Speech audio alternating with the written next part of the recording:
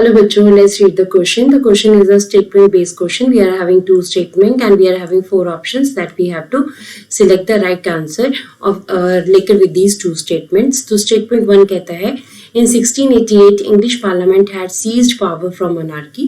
1688 में English Parliament ने monarchy से जो power है उसको seize कर लिया था. Statement 2 says in 1801 Ireland was forcibly incorporated into UK.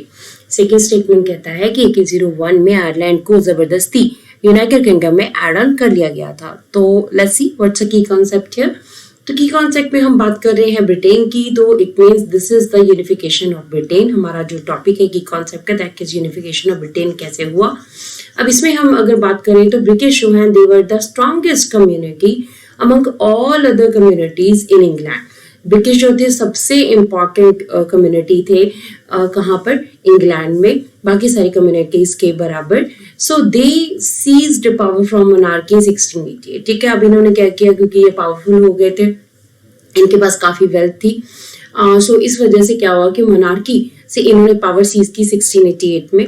After that Scotland को इन्होंने क्या किया, स्कॉटलैंड को जो है it was merged with the act of union in 1707. Act of union के जरिए 1707 में क्या किया गया कि इसको भी, स्कॉटलैंड को भी ब्रिटिश एरिया में मिला लिया गया. तो हमारे पास जो एरियाज हैं, एक तो मोनार्की एड ऑन होगी, सेकंड क्या हुआ, स्कॉटलैंड के एरिया इसमें मर्ज हो गया. जो फाइनली जो वर्क हुआ यूनाइटेड किंगडम का दैट वाज 1801 में. 1801 एक ईयर था जब आयरलैंड जो है it was forcibly incorporated in United kingdom.